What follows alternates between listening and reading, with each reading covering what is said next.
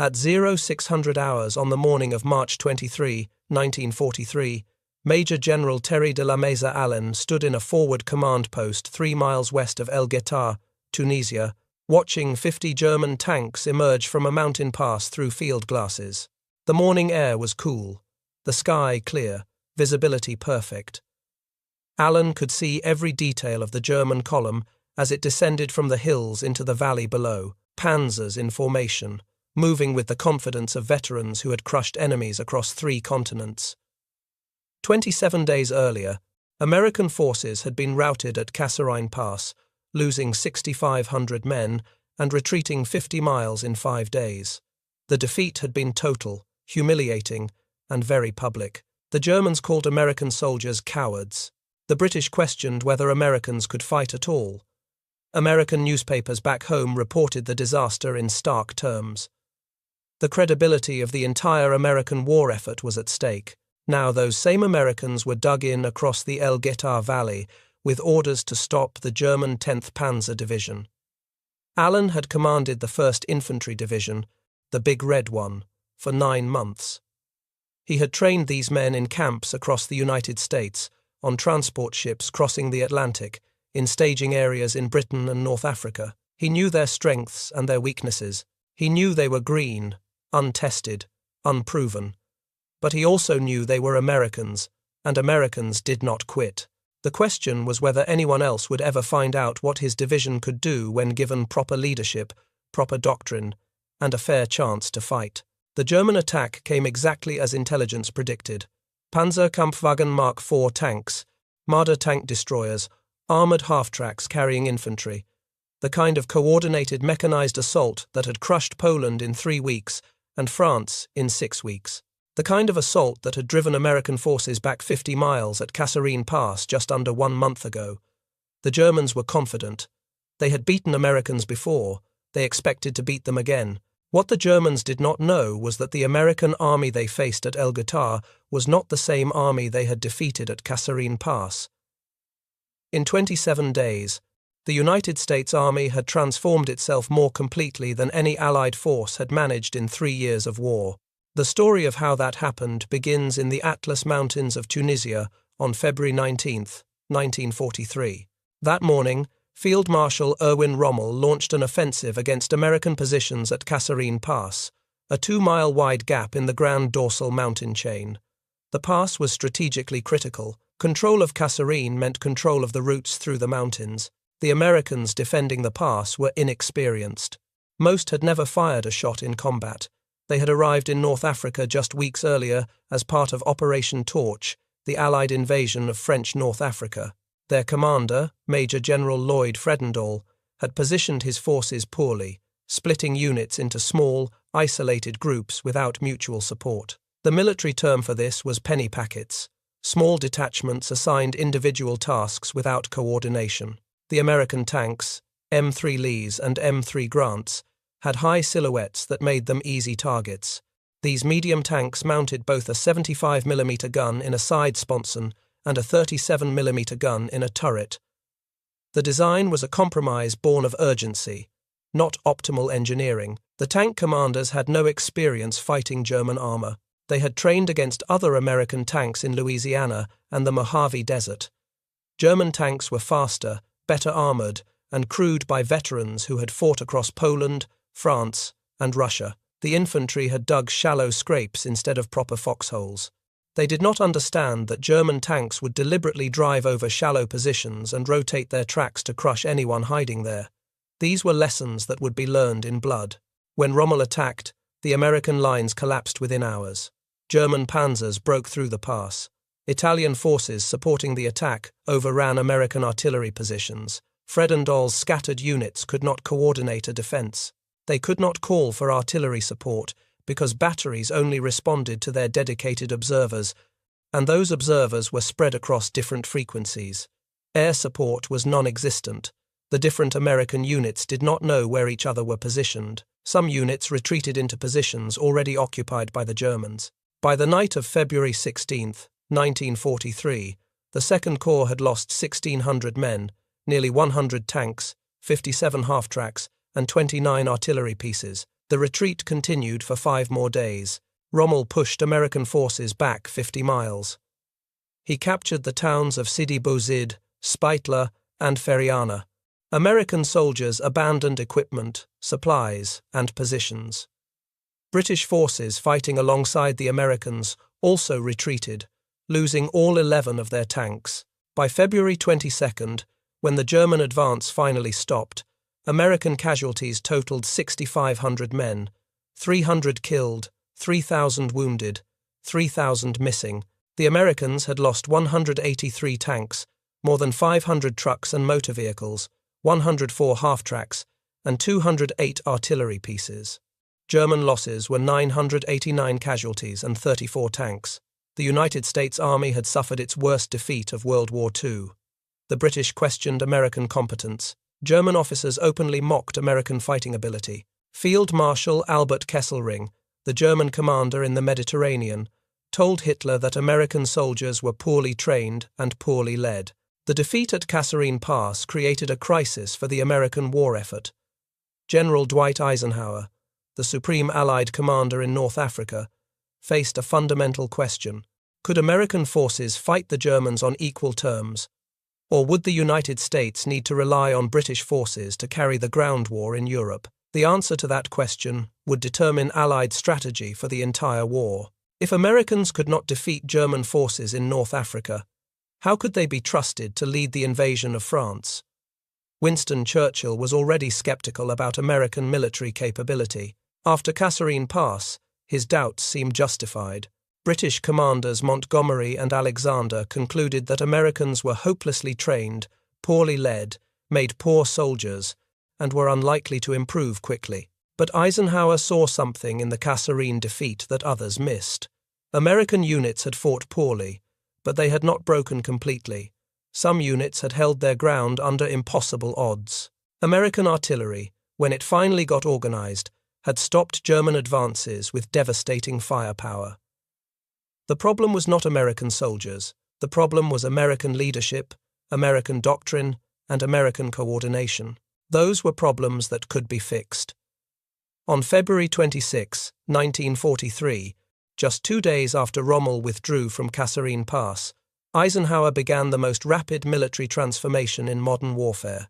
If you want to see how American forces went from humiliating defeat to decisive victory in just 27 days, please hit that like button. It helps us share more forgotten stories like this. And please subscribe if you have not already. Back to the transformation. Eisenhower's first move was brutal. He relieved Major General Lloyd Fredendall of command on March 6, 1943. Fredendall had positioned his headquarters 70 miles behind the front lines, dug into a canyon where he felt safe from air attack. Engineers had blasted tunnels into rock for underground bunkers. Eisenhower later called it the only time during the war that he ever saw a higher headquarters so concerned over its own safety. Omar Bradley termed it an embarrassment to every American soldier. Fredendall had never personally reconnoitered the battlefield. He did not know the terrain. He had split his divisions into small combat commands scattered across 50 miles of desert. When the Germans attacked, Fredendall could not coordinate a response because his units were too dispersed. Eisenhower replaced Fredendall with Major General George Patton, a 57-year-old cavalry officer who had spent his entire career preparing for mechanized warfare. Patton took command at 1000 hours on March 6, 1943. He had 17 days to transform the Second Corps before Eisenhower ordered them back into battle. Patton understood something fundamental about military organizations. But they will die for a commander they fear and respect. Patton needed both. He started with discipline. Every soldier in the Second Corps was ordered to wear a complete, clean, pressed uniform at all times. Soldiers who failed to wear leggings, helmets, or proper insignia faced court-martial. Officers who allowed their men to appear slovenly were relieved of command. Patton personally drove through American positions looking for violations. He stopped jeeps, inspected uniforms, questioned soldiers about their weapons and equipment. He fined officers $50 for not wearing neckties. He made enlisted men dig new foxholes because the old ones were too shallow.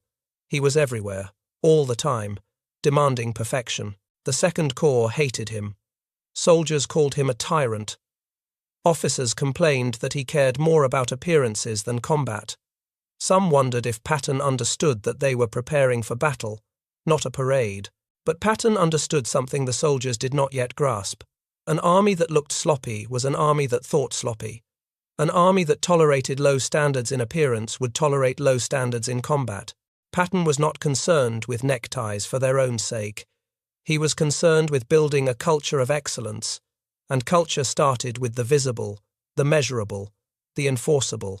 If a soldier could not be bothered to wear his uniform correctly, how could he be trusted to maintain his rifle correctly?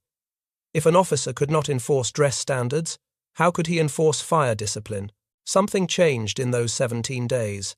Units that had been scattered and demoralized began to function as cohesive teams. Soldiers started taking pride in their appearance and their equipment. Morning formations became precise. Weapons were cleaned and inspected daily. Vehicles were maintained to high standards.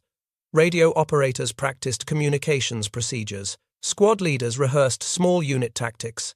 Platoon leaders walked the ground where they would fight, studying terrain and planning defensive positions. The casual, almost careless attitude that had characterized American forces before Kasserine Pass disappeared.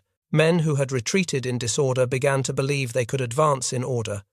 Men who had been defeated began to believe they could win. Patton was building an army that looked professional. More importantly, he was building an army that believed it was professional. Belief mattered. An army that believes it will win fights differently than an army that expects to lose. Patton gave the Second Corps that belief through discipline, through standards, through his own absolute confidence that American soldiers properly trained and properly led could beat any army in the world. While Patton rebuilt morale, Eisenhower rebuilt doctrine. The problems at Kasserine Pass had been systemic. American artillery could not mass fires because each battery operated independently. American armor fought tank to tank instead of concentrating fire. American air support was poorly coordinated with ground operations. American commanders did not understand combined arms warfare. These were not problems that could be fixed with better soldiers. They required new tactics, new procedures, and new command structures. Eisenhower assembled his staff and gave them one order: fix everything. Fast. The artillery reforms came first because artillery was America's strongest asset. American artillery pieces were excellent. American artillery ammunition was plentiful. American gunners were well trained. The problem was coordination. Before Kasserine Pass, each American artillery battery had its own dedicated observers on separate radio frequencies. A forward observer with the 3rd Battalion could only call fire from 3rd Battalion guns, even if 2nd Battalion artillery was closer to the target or had better firing positions. This meant American artillery could never achieve the massed fires that made German artillery so deadly. German forward observers could call fires from any battery within range, creating sudden, overwhelming concentrations of firepower on key targets. Within 1 week of Kasserine Pass, Eisenhower's staff began developing a new fire direction system that would allow better coordination of artillery fires across multiple batteries. The technical challenges were significant. Different batteries used different radio frequencies. Fire direction centers used different procedures. Artillery officers had been trained to control only their own batteries. The solution required new radio equipment, new training, and most importantly, a new mindset. Artillery officers had to think of artillery as a corps-level asset, not a battalion-level asset. By early March, the new procedures were being tested in training exercises. By mid-March, when the Second Corps went back into combat, the artillery battalions were practicing coordinated fire missions. The change fundamentally improved American artillery effectiveness, especially when large units remained concentrated rather than dispersed. The impact would be dramatic at El Guettar. The armor reforms were more complex. American tank doctrine before Kasserine Pass emphasized tank versus tank combat. Tanks were supposed to fight other tanks. This doctrine came from the cavalry tradition. American armored forces had evolved from horse cavalry, and the cavalry mindset emphasized direct engagement with enemy cavalry. American commanders sent their armor forward to engage German panzers in direct combat. This played to German strengths. German tank commanders had 3 years of combat experience across multiple theatres. They had fought in Poland in 1939, France in 1940, Russia from 1941 onward. They knew how to maneuver, how to use terrain, how to concentrate fire, how to exploit weaknesses. American tank commanders had no combat experience. They had trained in the deserts of California and the plains of Texas against other American tanks. They advanced in straight lines, exposed their flanks, and fought as individuals instead of units. At Kasserine Pass, American tanks were destroyed piecemeal because they attacked without coordination and without support. Eisenhower's staff revised American armor doctrine based on hard lessons from Kasserine. Tanks were no longer primarily weapons for fighting other tanks. Tanks were mobile fire support for infantry. American armor would advance with infantry, use terrain for cover, and rely on artillery and tank destroyers to eliminate German tanks. Tank destroyers, not tanks, would fight German armor. This was a fundamental change in American tactical thinking. The United States Army had created tank destroyer battalions specifically for this mission, equipping them with high-velocity guns mounted on mobile platforms. But at Kasserine Pass, tank destroyer battalions had been broken up into platoons and scattered across the battlefield. Individual platoons had been overrun or bypassed. The new doctrine called for tank destroyer battalions to fight as unified battalions, concentrating their firepower at critical points. This required new training, new coordination, and new command relationships, but it played to American strengths. Americans had excellent artillery to suppress German tanks. They had good tank destroyers to kill German tanks. They did not need to beat Germans at their own game. They needed to fight a different game entirely. The air support reforms took longer. Coordinating aircraft with ground forces required new radio equipment, new procedures, and new training for both pilots and ground controllers. This would not be fully solved until Operation Overlord in June of 1944, but Eisenhower started the process in March of 1943. He created air liaison officers who embedded with ground units. He established procedures for calling airstrikes. He emphasized that air superiority was a prerequisite for ground operations. American forces would not attack without control of the air. The command structure reforms were the most dramatic. Before Kasserine Pass, Fredendall had split his divisions into small combat commands operating independently. This gave German forces the opportunity to defeat American units one by one. Eisenhower's new doctrine emphasized mass divisions. American units would fight together, not separately. Combat commands would stay under divisional control. Mutual support would be mandatory. No unit would be positioned where it could not be reinforced or supported by adjacent units. These reforms happened simultaneously with Patton's discipline campaign. While Patton made soldiers wear proper uniforms, Eisenhower's staff rewrote the rulebook for modern warfare. While Patton inspected foxholes, artillery officers practiced improved coordination procedures. While Patton demanded salutes, tank destroyer units prepared for unified employment. The combination was deliberate. Eisenhower needed soldiers who believed they were part of a professional army, and he needed that army to actually be professional. Morale and competence had to advance together. On March 17, 1943, 11 days after Patton took command, the 1st Infantry Division and 1st Armoured Division moved forward into central Tunisia. Their objective was the town of Gafsa, an oasis in the interior plains. Intelligence reported that Gafsa was lightly defended. American forces took the town with minimal opposition. On March 18th, the 1st Ranger Battalion, led by Lieutenant Colonel William Darby, pushed ahead and occupied the oasis town of El Guettar. Again, almost no opposition.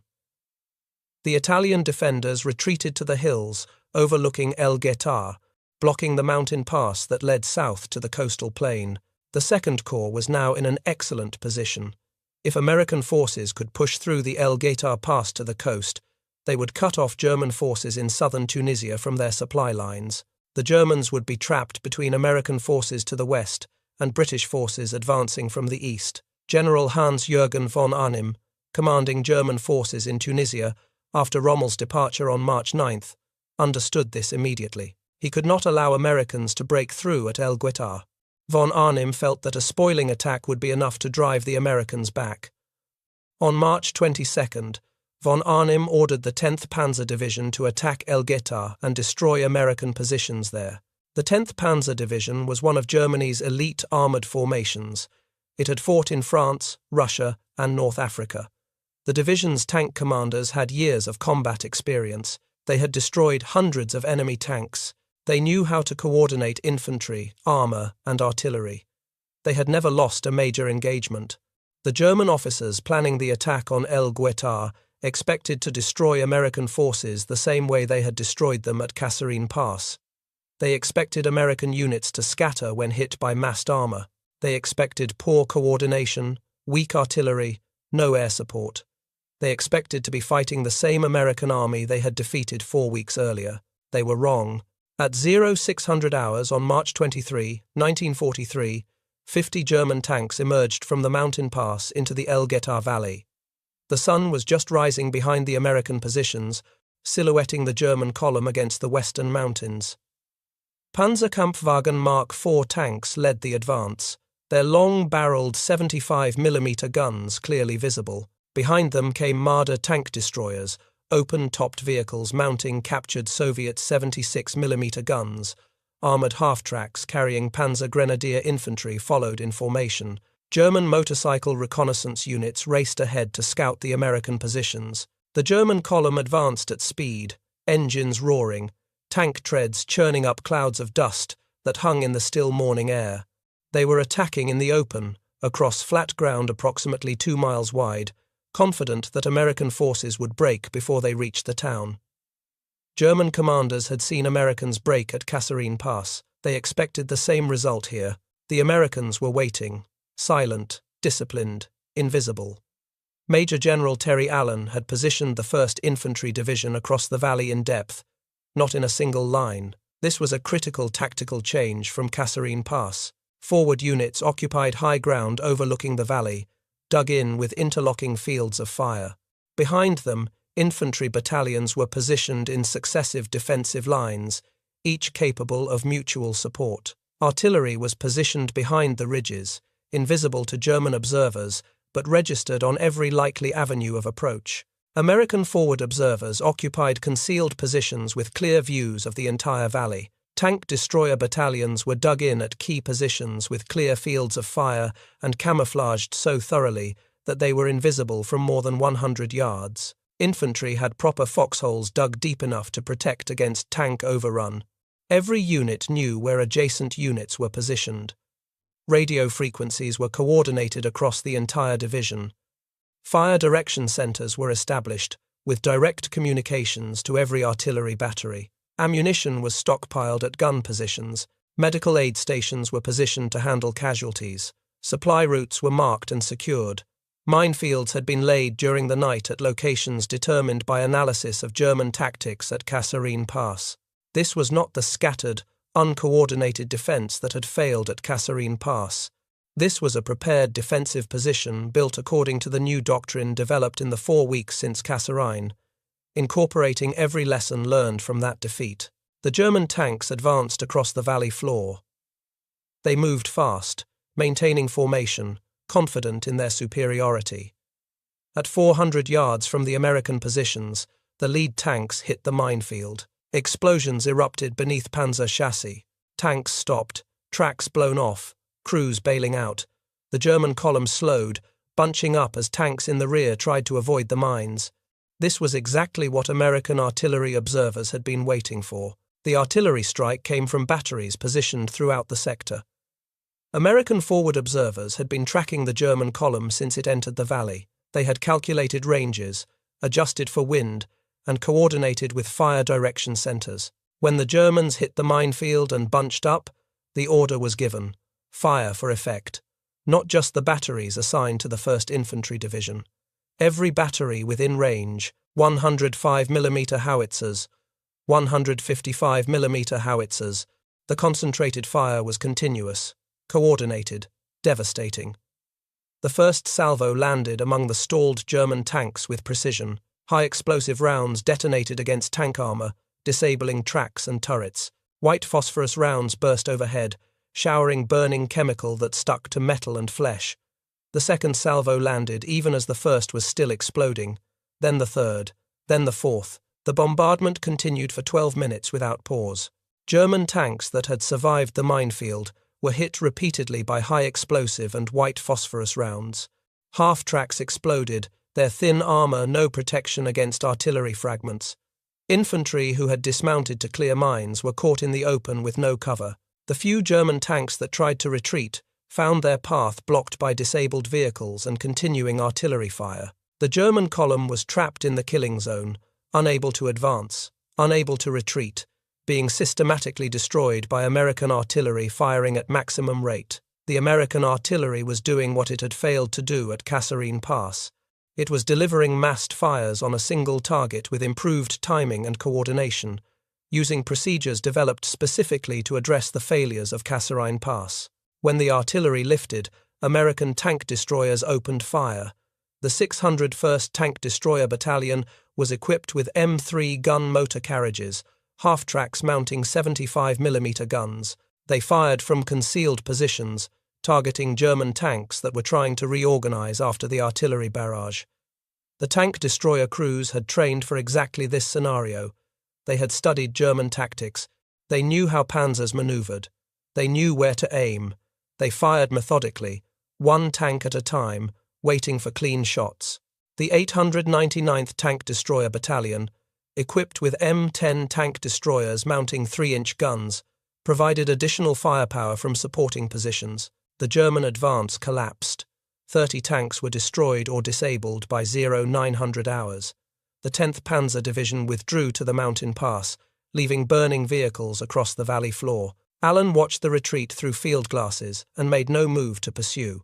His orders were to hold El Guettar, not chase Germans into the mountains. When 2 German tanks approached his headquarters during the height of the battle, staff officers suggested withdrawal. Allen refused with words that became legendary. "I will like hell pull out," he said, "and I will shoot the first bastard who does."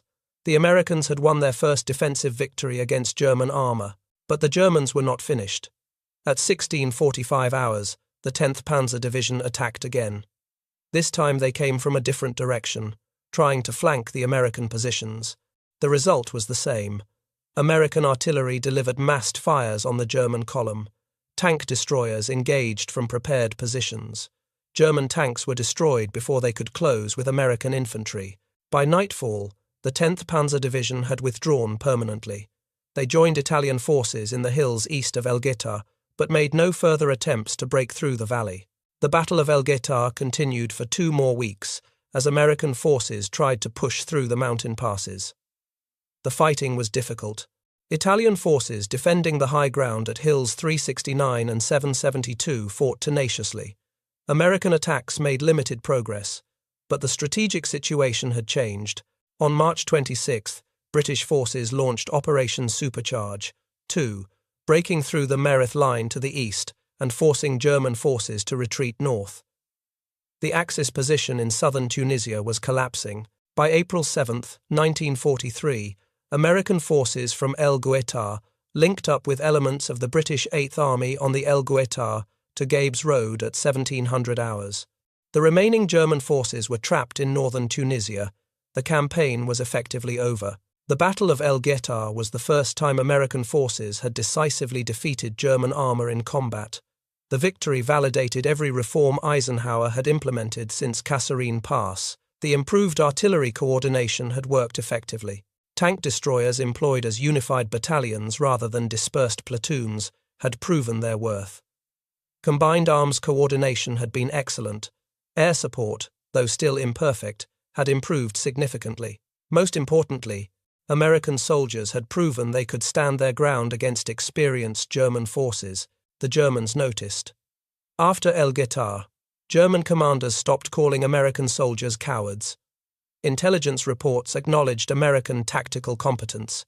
Rommel, who had been recalled to Germany 2 weeks before El Guettar, later documented in his papers that American forces had recovered very quickly after their first shock and had soon succeeded in damming up German advances. The respect was grudging, but it was real. Americans could fight. What made the transformation remarkable was the speed.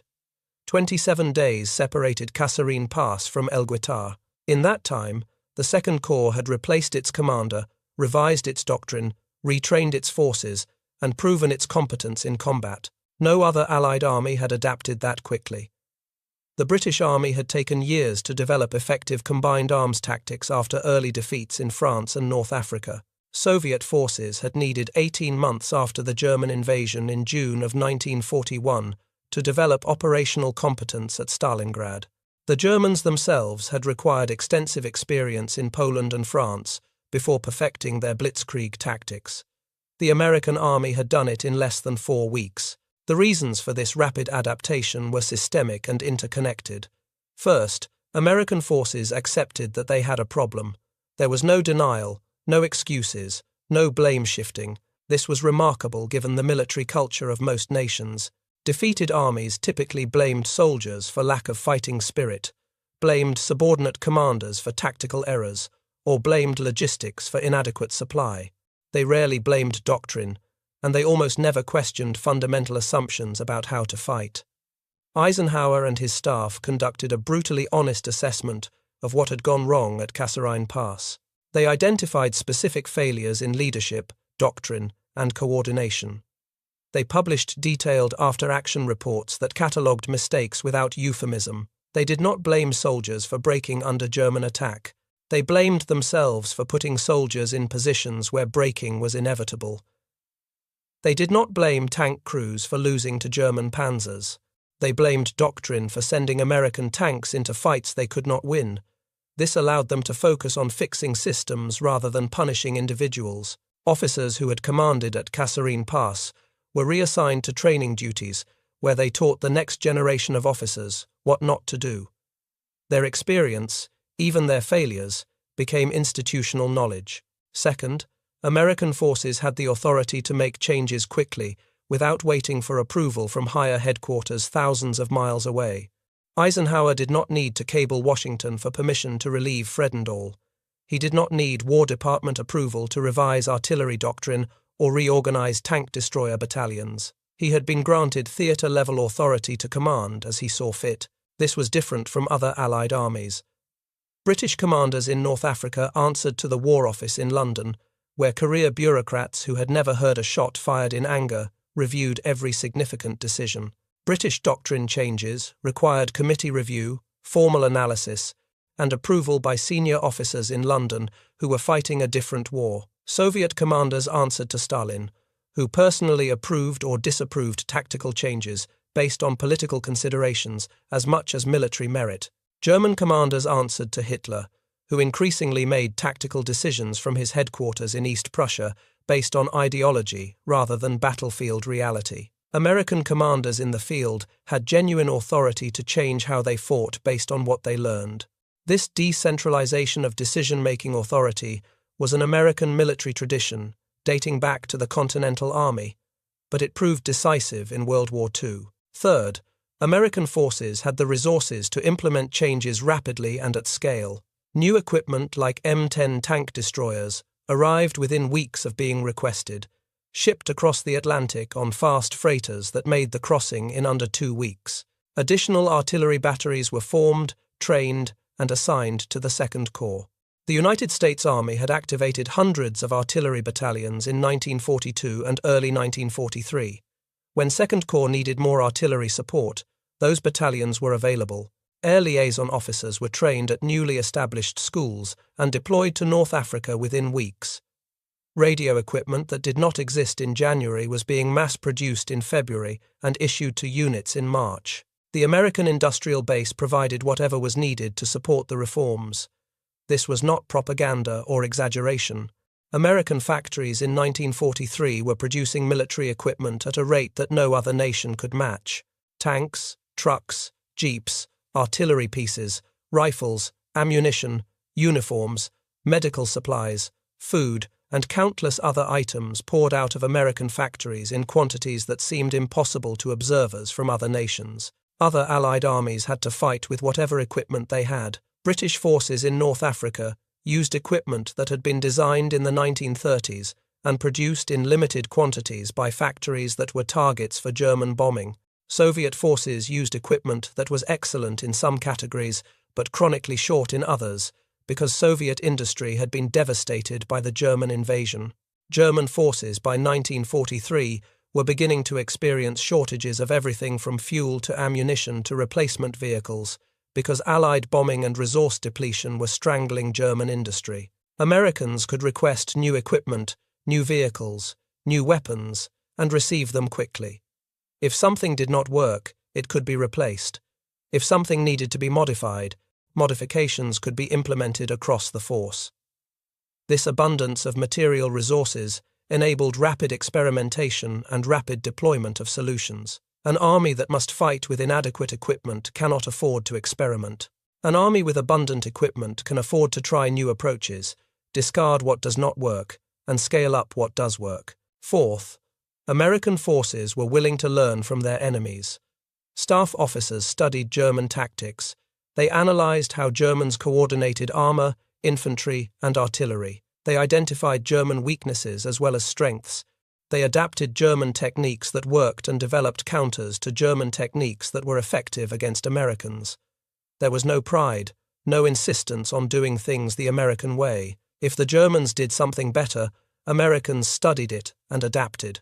Fifth, American forces emphasized training and practice.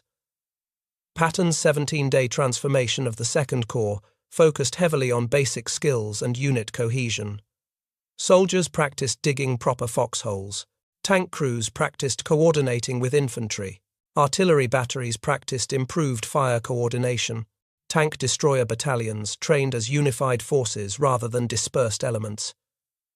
Air liaison officers practiced calling airstrikes. The training was repetitive, intensive, and focused on the specific problems identified at Kasserine Pass. By the time American forces went back into combat, they had practiced the new approaches until they became automatic. These 5 factors created an institutional culture that valued adaptation over tradition. American forces were not bound by decades of military tradition. They had no institutional investment in proving that old methods worked. They could change quickly because they had nothing to defend. This was a paradox. American inexperience, which had been a liability at Kasserine Pass, became an advantage when it came to adaptation. Inexperienced forces could learn faster because they had less to unlearn. Military historian Gerhard Weinberg captured the British failure to understand this dynamic. British commanders Montgomery and Alexander concluded after Kasserine Pass that Americans were hopelessly trained, poorly led, made poor soldiers, and were unlikely to improve quickly. They suggested that American forces be relegated to garrison duties and logistics support, while British forces carried the main burden of combat operations. Churchill echoed these doubts in communications with Roosevelt. The British assessment was based on decades of military experience fighting the Germans. British forces had been fighting since September of 1939. They had been defeated in France, defeated in Greece, defeated in Crete, and pushed back across North Africa, before finally achieving victory at El Alamein. The British learning curve had taken 3 full years. They assumed the Americans would need the same amount of time, if Americans could learn at all. Weinberg observed that it was difficult to understand why the British found it so hard to comprehend that the Americans taking several months to learn what it had taken the British Army 3 years to learn was actually a good sign for the Allied cause, not a bad one. The American learning curve was steeper and faster precisely because Americans were willing to admit failure and change course. British military culture emphasized tradition, precedent, and established procedure. Changes had to be approved through formal channels, documented in regulations, and tested extensively before implementation. American military culture, particularly under Eisenhower's leadership, emphasized results over process. If something did not work, change it immediately. Test it in combat, not in training. Refine it based on battlefield results. This pragmatic approach, born of necessity and enabled by American resources, created a learning cycle measured in weeks rather than years. The lessons of Kasserine Pass and El Guettar spread through the entire American army. The improved artillery coordination procedures became standard across all American units in all theaters. The emphasis on combined arms warfare was incorporated into training at Fort Benning and other stateside bases. Tank destroyer doctrine was refined to emphasize battalion-level employment rather than dispersed platoon operations. Air-ground coordination procedures were developed and tested. By the time American forces invaded Sicily on July 10, 1943, the improvements were already visible. American forces fought more effectively, coordinated better, and adapted faster to changing battlefield conditions. The invasion of Italy in September of 1943 showed further improvement. American commanders were more aggressive, coordination between units was smoother, artillery support was devastating, air support was better integrated.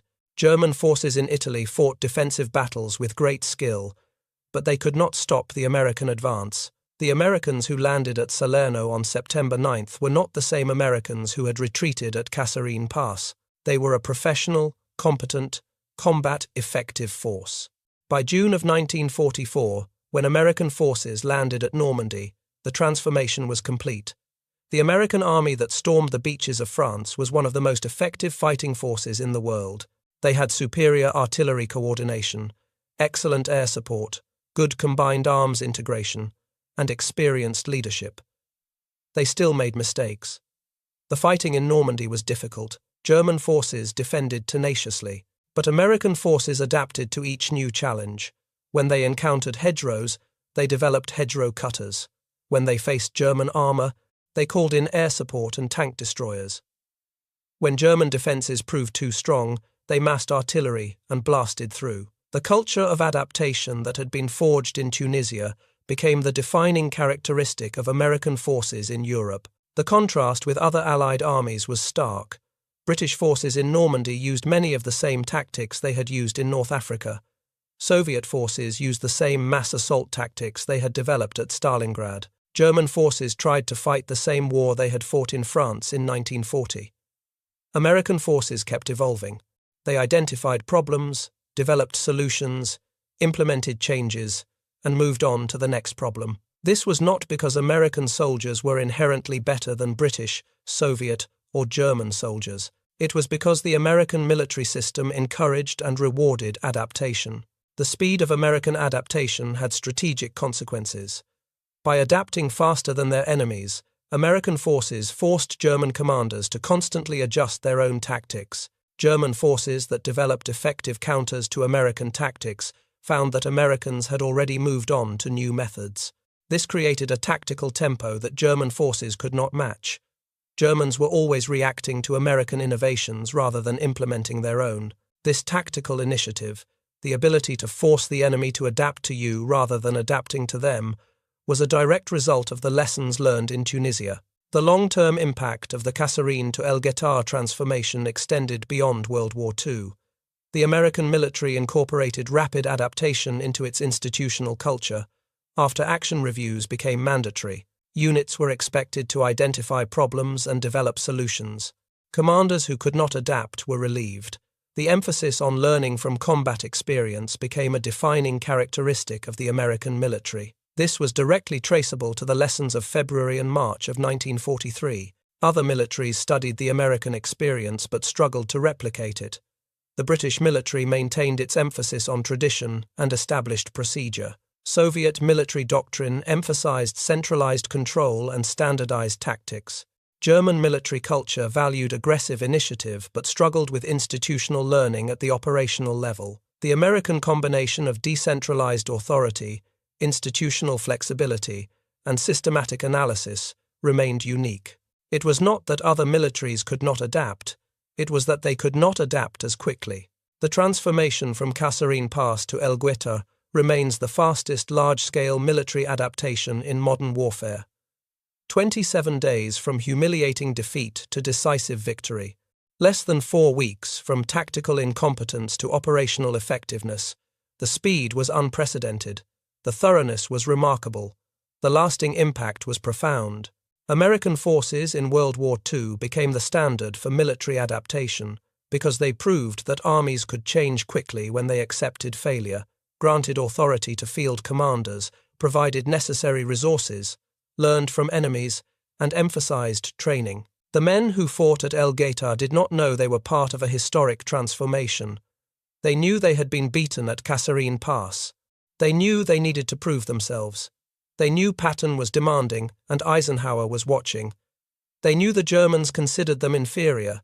They knew the British doubted their competence. They fought at El Guettar to prove everyone wrong. They fought to show that Americans could stand against experienced German forces. They fought because their commanders asked them to fight. The fact that they were participating in the fastest military transformation in history was not something they considered. They were focused on surviving the next German attack. But survive they did. The 1st Infantry Division stopped the 10th Panzer Division cold. American artillery crushed German armor. American tank destroyers proved their worth when employed as unified battalions. American infantry held their ground. The transformation was complete. The American army that had been routed at Kasserine Pass had become an army that could defeat experienced German forces in open combat. The journey from failure to success took 27 days. The lessons learned during those 27 days shaped American military doctrine for generations. Major General Terry Allen stood in his command post on the evening of March 23, 1943, and watched the last German tanks withdraw from El Guettar Valley. His division had won. American forces had won. The Germans, who had mocked American soldiers 4 weeks earlier, were retreating. The British, who had questioned American competence, would have to reassess. The Italian forces, who had expected an easy victory, were dug into defensive positions in the hills, no longer attacking. Allen did not celebrate. There was more fighting ahead. The campaign in Tunisia would continue for 6 more weeks until the final Axis surrender on May 13th. But something fundamental had changed. American forces had proven they could adapt faster than any other army in the war. They had taken the worst defeat of the war and turned it into a template for victory.